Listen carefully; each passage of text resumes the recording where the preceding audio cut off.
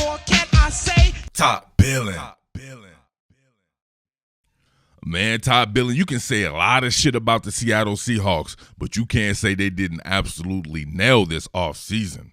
With regards to the defensive front, bringing back that damn freak Carlos Dunlap, the fire starter, signing a guy like Kerry Hyder Jr., bringing back Benson Iowa, and, of course, the guy that I'm not going to name, who I do not want to jinx it, but he's somehow still on the roster, a cat who at one particular point in time was the best pass rusher in the NFL. And it was the thought of young guys like Alton Robinson, Darrell Taylor, and L.J. Collier teaming up with that man in the middle that can wreak havoc, who proved he can get double-digit sacks in a season, Jaron Reed, that had me like, yeah, Seattle is back.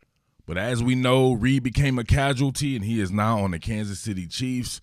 But, man, an under-the-radar signing of one Robert Nkemdiche from right here where I live at in Gwinnett County, Georgia, might end up being one of those moves where we look back on it in a few years and be like, damn, John Snyder and Pete Carroll did it again. I don't think you dudes understand. Robert Nkemdiche is the highest-rated high school player in the history of high school. Look at all these ones across the board on his profile at 24/7 Sports.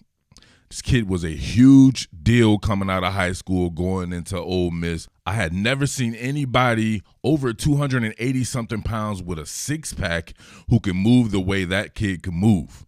And it's still like that to this day. His talent level is off the chain. He just has to be able to put it all together really off the field, to be honest with you. And that's why I think a program like Seattle can cultivate that. But before I get into a quick film study on Robert Nkemdiche, I have to address a few things because I know it's going to come up since he did play inside the division for the Arizona Cardinals. And this always happens anytime I do a film study and the player has played inside the division. So this goes across all NFL teams that I cover. Robert Nkemdiche sucks, man. He hasn't charted production in 3 seasons. Cool. Why are you here? Because you know damn well if I did the same exact content for you and your team with Robert Nkemdiche, then all of a sudden he's a hidden gem. The Seahawks suck. Cool. Why are you here? You suck, Top Billin. Cool. Why are you here? Now let's go. Robert Nkemdiche is very pocket disruptive. The thing about him is he's like explosiveness personified. His get off, his first step quickness, everything of the sort to me is top notch. Like I said before, he just needs to have it together off the field. And of course, injuries have hampered him as well. So we shall see. But as you can see right here, the type of production that he got before he was injured, I believe, in his last season, it was looking like he had finally turned the corner, and he's just 26 years old. You'll see a 3-man weave here, and he's pretty much the hammer going in the B gap. Got a looper here, and then you have a DB pretty much as an overhang defender. He's coming here. So 3-man weave, and you can see it on both sides here. He's the hammer that's acting as the nail as well. So him getting on Chris Long right here, look at him get skinny. Oh, dude, nearly 300 pounds getting skinny, getting a strip sack like that? What? Come on, man. It's uncanny type of quickness, right? And he can play all up and down the guitar string. He's a natural 3 technique, but he has 5 technique size. Look at this right here. You see Chris Long here with great lateral movement, but just look at him get skinny, giving him half a man, and you can really see it illustrated here. Half a man, so you don't have good surface area to contend with, and he's just driving. Great leg drive there. While somebody has half a man, yeah, you're at a disadvantage, especially they can sit there and turn a corner. It's almost like he's running an arc, and he's on the inside. Think about that. This is cold-blooded. Mitch Trubisky didn't even have enough time to get through his drop set. Boom. Now look at that. Mitch Trubisky looked like he had the ball in the other hand, and he got the offhand hit right there, and that shit sent shockwaves through his spine or something like that, collapsed his spinal column and made him temporarily paralyzed where he had to drop the ball, and then, of course, they go and recover it. Hell of a play right there. Let's see it one more time, full speed. He took your boy Kyle Long to the candy shop. Here he is this time on the right side of the defense, and this gives new meaning to the word or the phrase chuck and duck. Look at that. Wallen discarded his ass, got to Phillip Rivers like it wasn't nothing. That's gruesome. Look at it. Center a man up. You saw the finesse move, right? When he dipped and semi-ran the arc. Now look at him. Square the man up, be first on the inside, and then discard him like a piece of trash. Look at this man. He's in FEMA mode right here. He's abandoned all technique. Look at him. He leaning like Michael Jackson in Smooth Criminal. Come on, you know you can't play with that type of lean, but it doesn't matter, man. Look how low can you go. Look at the dexterity and bendability there, the flexibility. Phillip Rivers spread his herb ass on the grass like fertilizer. One more time, full speed. Oh, that big-ass grizzly bear running at you like that? I like it, man. You know what's funny? When he was in that number 90 Cardinals jersey, he very much reminded me of Darnell Dockett, formerly of FSU, longtime Arizona Cardinal. Same build. I wouldn't be surprised if they were the same exact size. They look the same in the uniform. And hopefully he can find that type of production that Darnell Dockett had towards the middle of his career. I mean, Kate is just 26 years old.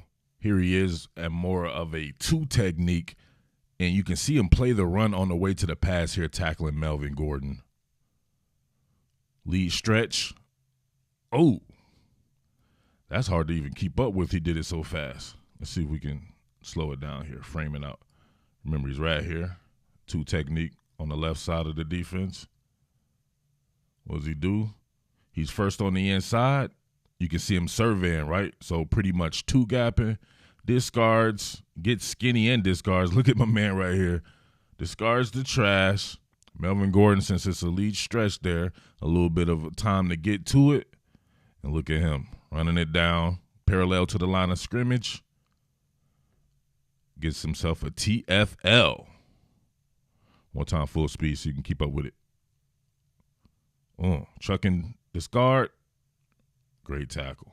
Here he is right here. I want you to watch him pretty much slant down the line of scrimmage, and then he's going to turn and redirect and make the tackle here on Melvin Gordon. This is some really good stuff right here, really heady type stuff to be able to keep his eyes on the play. Look at that. Looked like he ran himself out the play, and then he turned around and still made the play. What? I got to see that one more time, fast motion. Look at that. That's what you call being disruptive, pocket disruptive, regardless of it being the pass or the run. Look at this. Gets off, slants off, it was about to be double team right there. Beat that, tried to get to the A gap, thought it was going right to the A gap. Guess his momentum was kind of carrying him there. He's not able to center himself up, but it doesn't matter. He's still keeping his eyes, right, almost like eyes in the back of his head. Reverse his course. He's the first and only one on Melvin Gordon. Slings him down.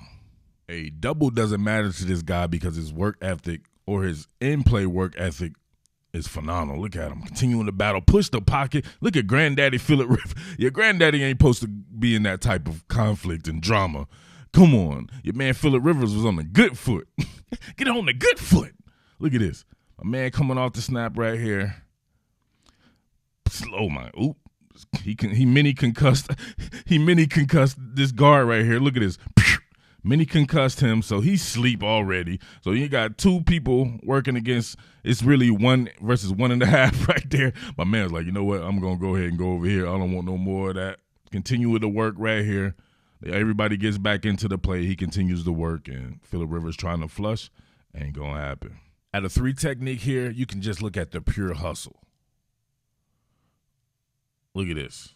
Can't get it there. Was getting hell. Still going to run. 300 pounds. Bang. Come on.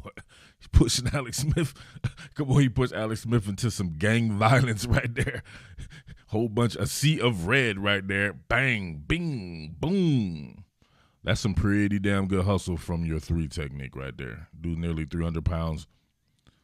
Really. Look at that. He was legitimately getting held. He would have probably got him had Morgan Moses not been holding him. Right here. Check this out. See it? He's trying to dislodge himself. He's getting hell. Shakes that off. Then has to get his hustle on.